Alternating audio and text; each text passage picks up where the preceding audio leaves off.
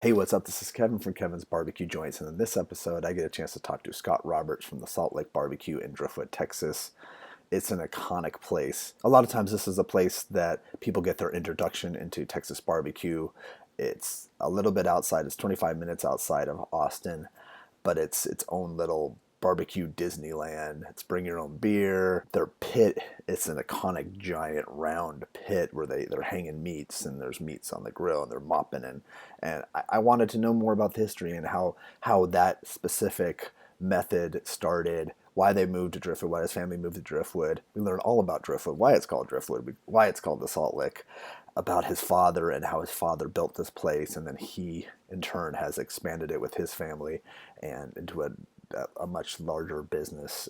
That's just fascinating, and it's really interesting to me because a lot of people think that the cooking style and what they have is just for show, and he goes super into detail onto his cooking method. So it's fascinating. I can't thank Scott enough for participating. If you like what you see, please subscribe. I'll be adding at least 2 or 3 of these per week.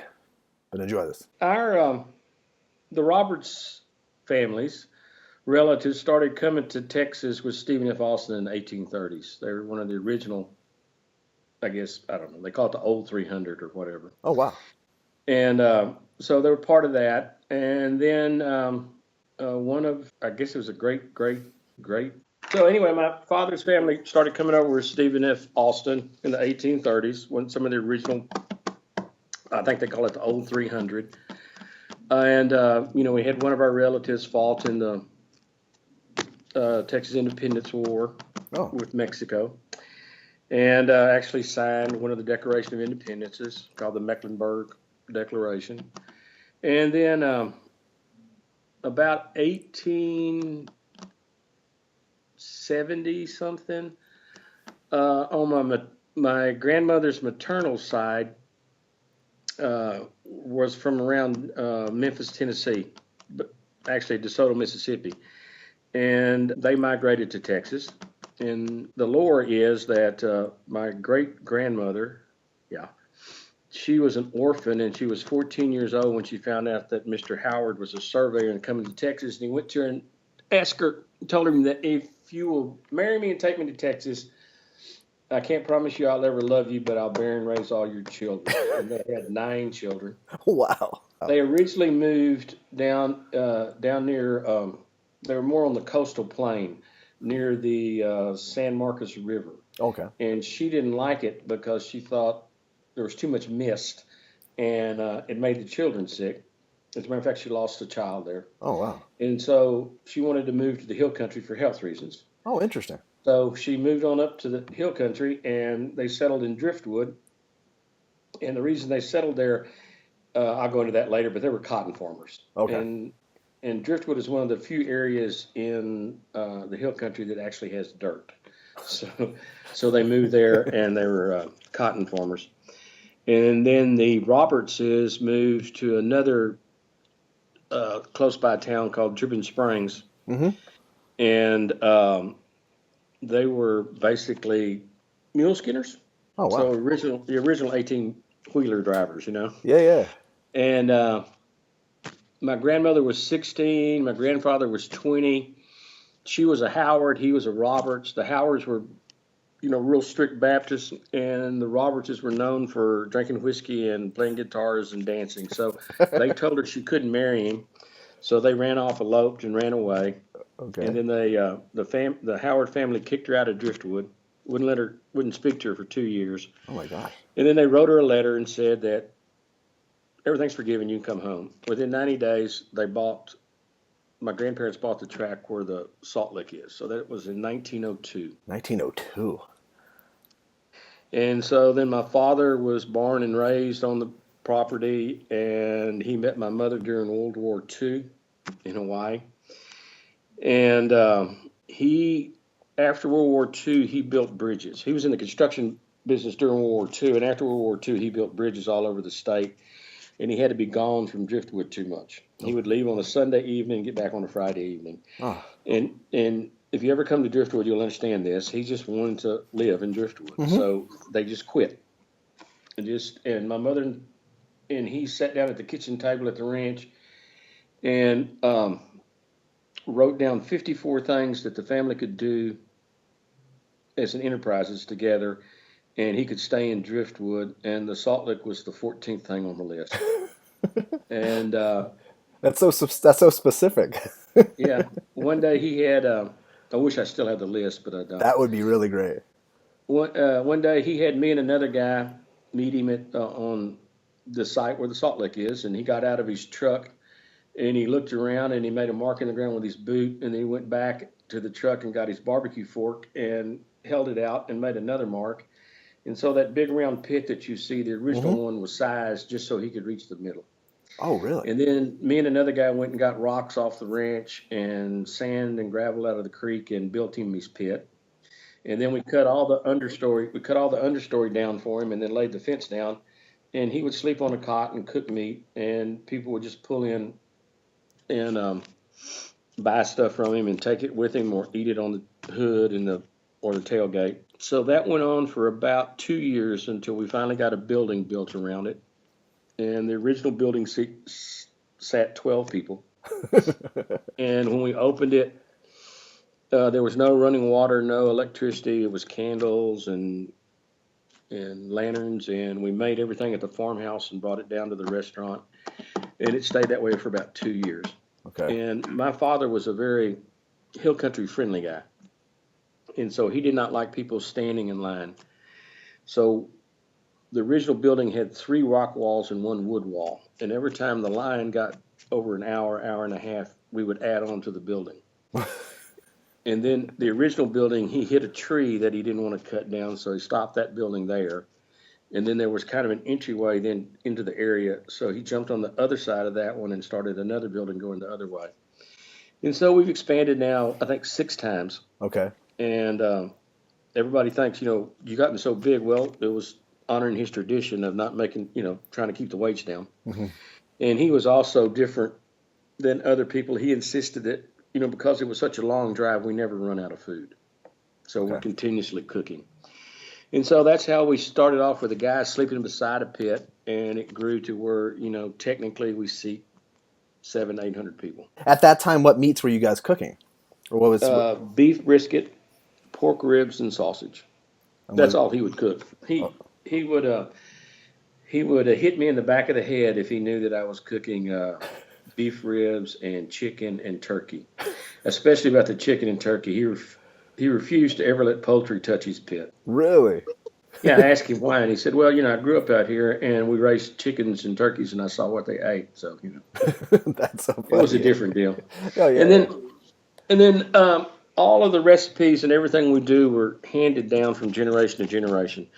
They started coming over with the original settlers, and so all of our recipes are based upon the open fire and no refrigeration in a wagon. Gotcha. So Gotcha. that's why they're all, as one person described it, they're rustic. Hmm. They're very rustic side dish recipes. And see, like the potatoes are just potatoes, salt and pepper, barbecue sauce, and pickled onions. So good. Or that's the way it was originally. I have to tell you that every generation tweaks the recipes a little bit, but I'm not, because they're not broke. Hmm. But my mother, her addition to the recipes is she added popped sesame seeds to the potato salad and coleslaw. Is that because of her heritage? Yeah, it's from Hawaii, Hmm. but there was some popped sesame seeds. She added that to those two, and then she added powdered ginger to the barbecue sauce. Oh, But outside of that, most everything we have is really rustic, and they're southeastern based, southeastern United States based. Like the coleslaw is the vinegar and oil coleslaw, like you get in the yeah. Carolinas and places like that. And the beans are just chili and salt and pepper and pieces of pork. Yeah. Yeah. But like I said, they're very rustic. They were made when there was no refrigeration, so we make everything fresh, and we make it in very small batches. And then once the batches run out, then we make another batch. And so if you ever come to the restaurant and if you go back into the back kitchen, they're in there continuously chopping potatoes, peeling potatoes on Saturdays, and mixing and taking it out. That way, try to keep it as fresh as possible. Well, you also too on the weekends, you guys have a lot of people that come through. Yes, we have a lot of people. The barbecue is the way we do it is like they did on the wagons. They would stop, build a fire, put rocks up, put metal grills down, and then whichever way the wind was blowing from, they put up an earthen burn to hold the heat and smoke in. Okay. And then they would season it with just pepper and salt and sear it over the open flames on one end, and then push it to the other end and throw coals underneath it and slow cook it. So, but the last thing they did, because the barbecue sauce doesn't have tomatoes in it, it doesn't burn. It has a high sugar content. Mm-hmm. So the last thing they do would bring it back to the radiant heat, the open fire, and put the sauce on it, and it would caramelize on the outside. So that's the method that we use to cook our barbecue. Is what they did is we season, we sear it at a high heat, cook it at a slow heat, and then take it to a high heat and caramelize the sauce on the outside. And mop it. Is that how we were mopping it? Yeah. Yeah. But in order to keep up with the demand that we got, we can't do it all on the open pit anymore. So we have big wood-fired, completely wood-fired, no electricity. They have electricity to turn the rotisseries, but it's all wood. Mm-hmm. There's no gas, nothing like that. And so we season them, put them in there, turn them up as high as they'll go to sear them, and then we turn them down as low as they'll go and slow cook them. But the last thing, people think then that the big round pits are just for show. They're not, because when we bring them back, we bring the meats back out there, we caramelize the sauce on them, so you pick up that flavor. Also, the meat, it drips down and hits the coals and flares up, and so you get that kind of barbecue grill smoke flavor. So it picks up that second flavor profile. And then the last flavor profile that we get is we take pecan hulls and soak them in water and throw them on the fire to control the flare-ups when the drippings get too, like you do. Yeah, yeah. And so it picks up a little bit of pecan smoke flavor. So those pits, we honor the original traditional way to cook of searing, slow cooking, but the big open pits, you also pick up the caramelization, the smoke from the drippings, and the pecan hulls. And that's why without those open pits, it wouldn't taste the same. It wouldn't be Salt Lick without those. No, it wouldn't be. We wouldn't have those three flavor profiles, and that's what really makes us unique. And then the other thing that we do is we don't season a whole lot. So we don't put a lot like cracked black pepper and stuff on there. We want you to actually taste the meat. You're not heavy on that. You're not. That's. No, we're more heavy on the smoke and the flavor of the meat itself. And nowadays we serve brisket, pork ribs, sausage, beef ribs, bison ribs. Oh yeah. Turkey and chicken. And you guys have an all you can eat thing for the family too, right? So that was created by my father, because when he originally started with the building when he originally started, everybody was right there, and he cut and served, and they got what they wanted.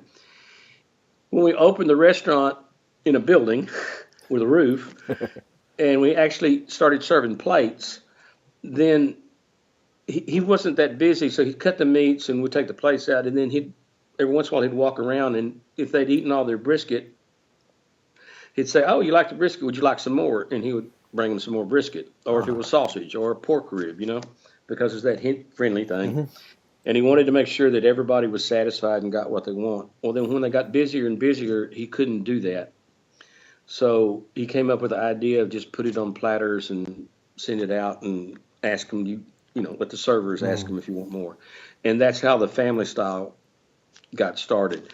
And so, you could get plate, like just so people know, you can get plates, you can get it. You can get plates, you can get, all different. We will accommodate, anything that's legal.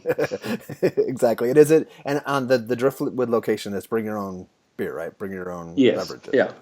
The other location, we decided to do one up north, in the Ryan family, Nolan Ryan? Oh, yeah. Yeah, they approached us, and so we thought it'd be and they have some big trees at the location that they had that looked like being at the Salt Lick and Driftwood. So we broke down and said, okay, we'll do it. That's a Round Rock location. But one of the things, it's near their baseball stadium that they own up there. The minor league one, right? Yeah, minor league. And they insisted we have a full bar, Okay. so we did. And so you can't bring your own in there. That's in Texas. If you serve mixed drinks, you got to control the in and out of the alcoholic beverages. Okay. If you're just selling beer and wine, they can bring them in and bring them out. That's okay. And we have a little kind of it's called Salt Lick cellars.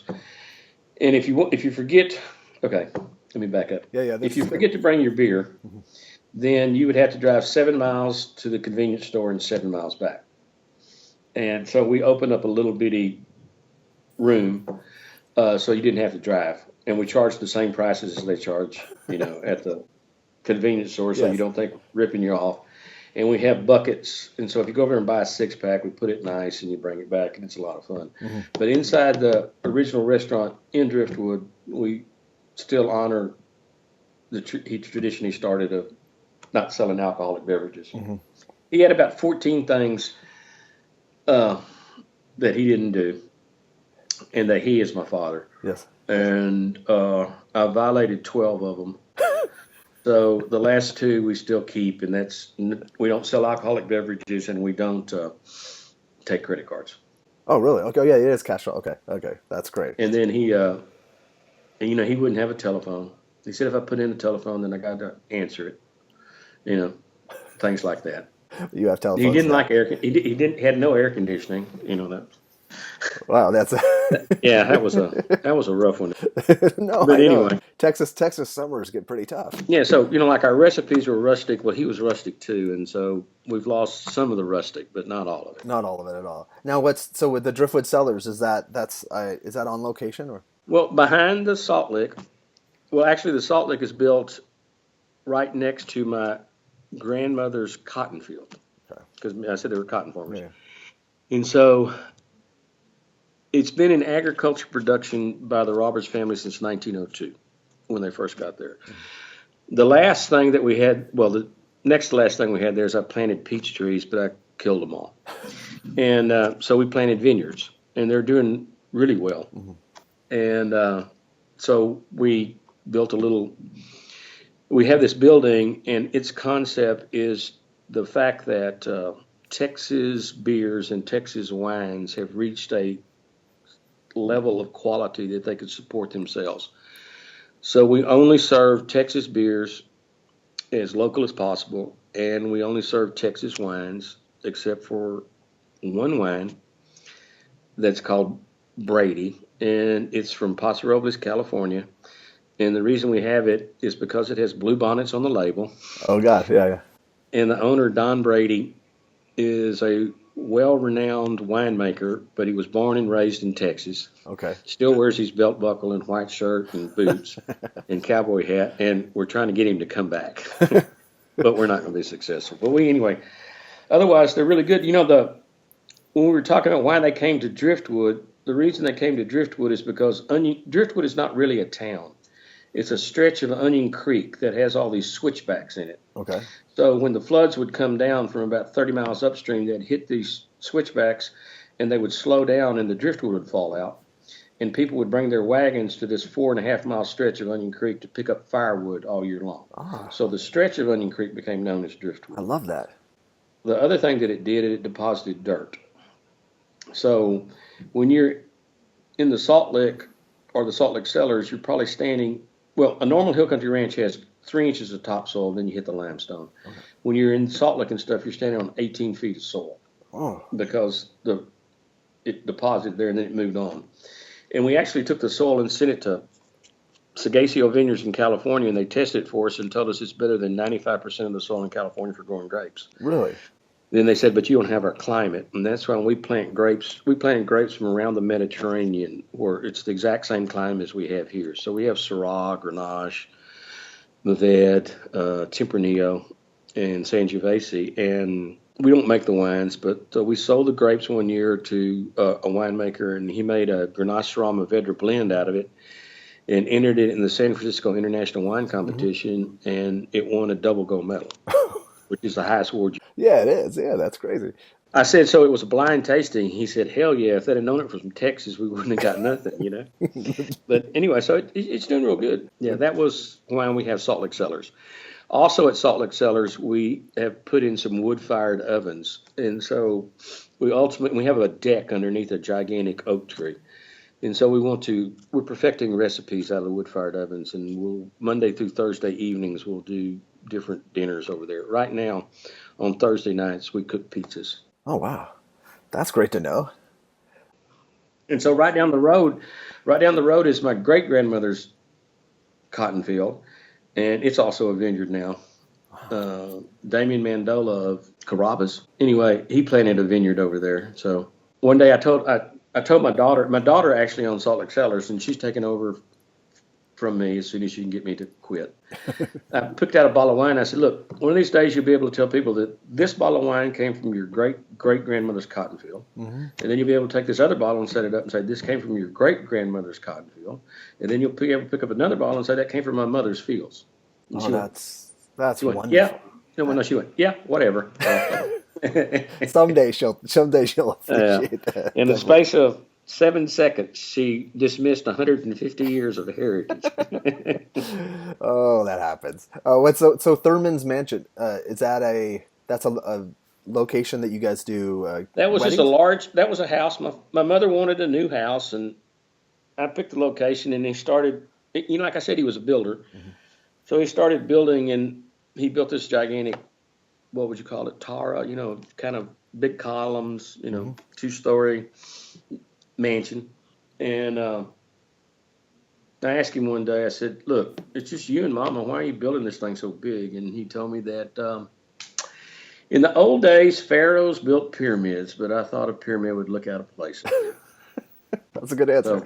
So, he passed away before he finished it, and it sat vacant for 20 years, and then we remodeled it, redid some stuff in it, and put our offices upstairs, and then the bottom is an event venue. Okay. So they do weddings and stuff like that there. And then we have another one called the Pavilion on the banks of Onion Creek that we also do weddings there. And that originally started off as I built it at a barn for a cattle auction. Oh. And then it ultimately became an event venue too. Oh, how did you get the name to Salt Lick? Okay. If you come to the Salt Lick is the cotton field they had sloped up the hill from where the Salt Lick is up to where Thurman's Mansion is. It's a fairly decent, it's a pretty long way, and it's a fairly good slope. And the rule was you started up for my father and his sister, you started up at Thurman's Mansion and you had to hoe a row of cotton down, hoe a row of cotton back up again, and back down again before you could get a drink of water. And the well where he got drink of water was actually located right in front of where the Salt Lick building is right now. So when he decided to do this thing, he picked that area because it had a really good feel for him. Mm-hmm. And then the name came from the fact that pretty close to it are some gigantic rocks that they could never get out of the field. So that's where they put the mineral for the domestic livestock.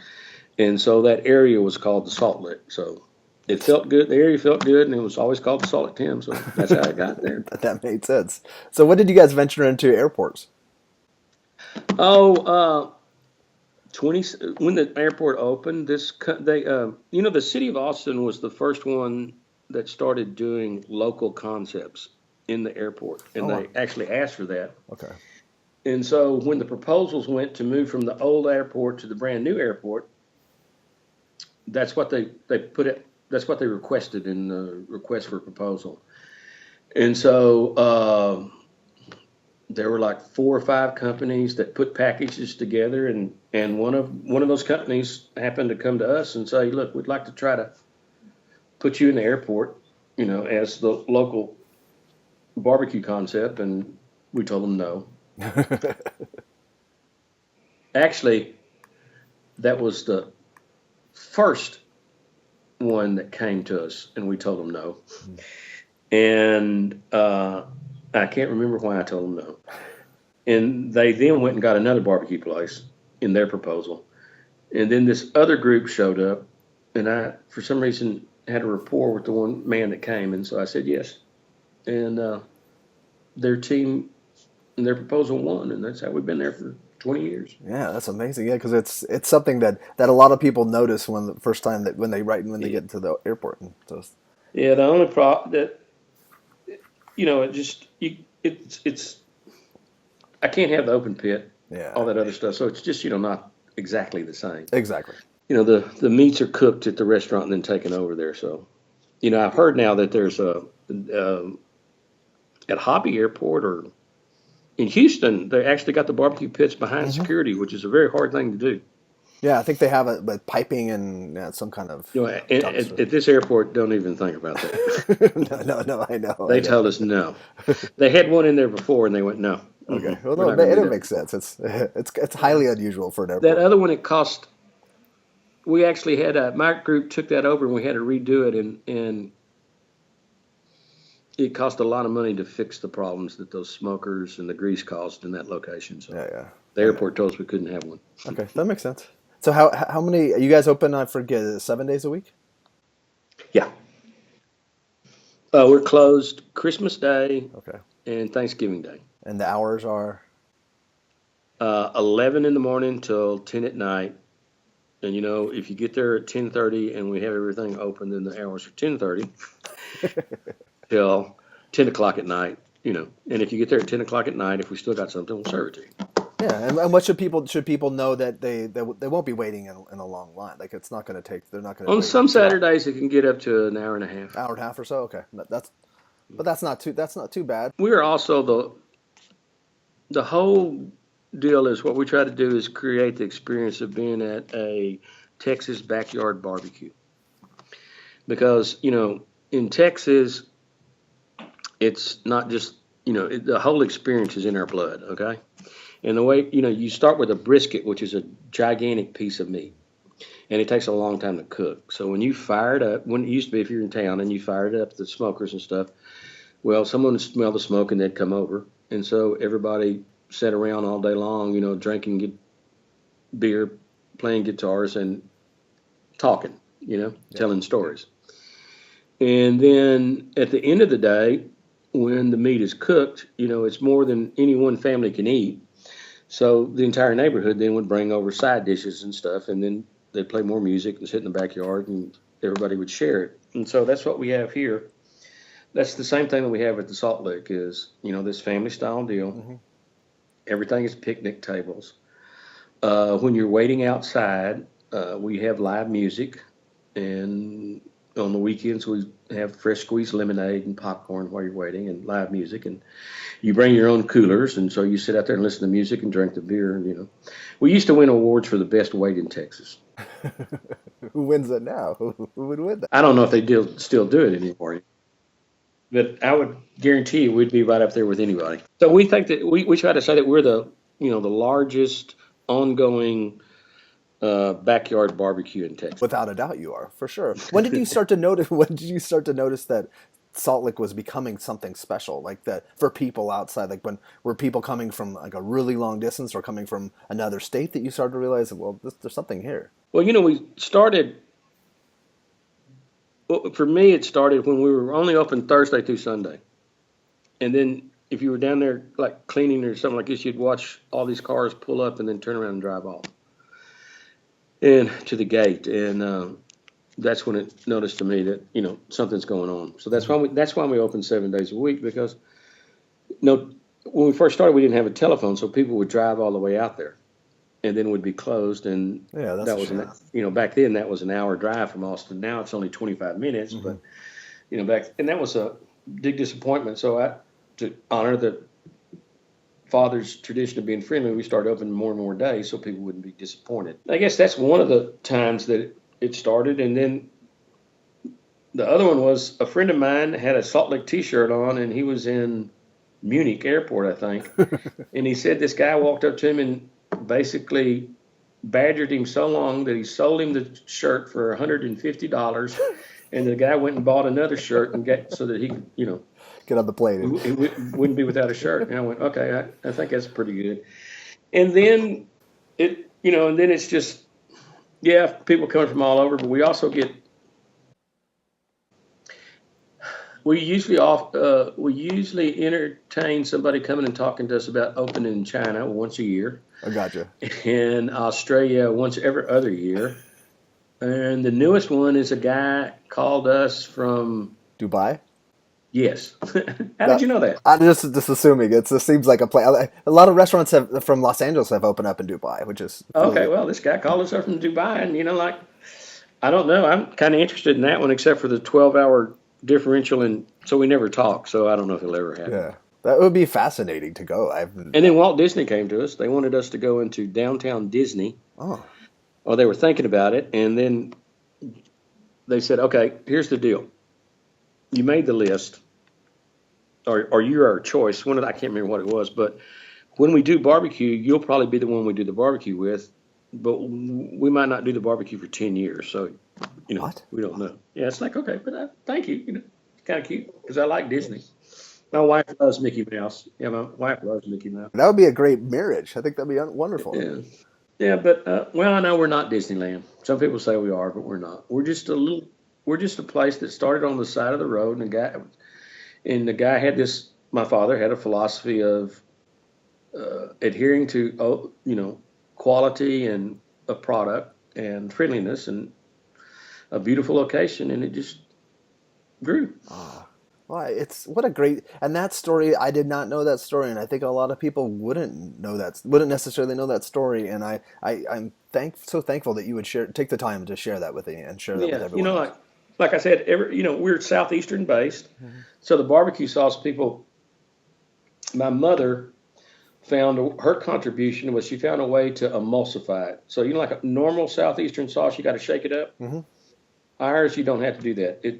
All the ingredients stay suspended all the time, and so you get a cleaner taste across your mouth, and it makes it. And she added the powdered ginger, but there's 32 other things in it, so it didn't really make that much difference. We know the powdered ginger. And so that's it. And like I said, it's just I don't know. It's just things that have been perfected over time. Yeah, I guess it has 150 years of evolution. Evolution, yeah. Mm-hmm. And every time it evolved, it was in order to make it better. Because I'm sure that barbecue sauce, when it left Carolina, didn't have chili dulce in it or cayenne pepper. So I'm sure it did. Everybody is just, let's try that. So that barbecue sauce is actually taking on the flavors of Texas, just like wine takes on the flavor of the dirt. Mm-hmm. That barbecue sauce took on the flavors of Texas. That's interesting to say it that way, and so people know it's only 25 minutes from Austin, from the yeah, it is now. Yeah. When we first started, it was an hour. It was 15 minutes. But then they built all these new roads, and now it's a lot quicker. Excellent. Yeah. Well, Scott, thank you so much. Have a great rest of your week, and I can't wait to come back and visit, and I would love to kind of take a tour and film, and so that way people can get a really good chance of kind of Be sure to let me know if you're coming. I will. And we'll get some barbecue, and we'll get some beer and wine, and we'll find a shade tree and enjoy life. I would love that. Thank you so much, Scott. Have a great rest of your week. Have a great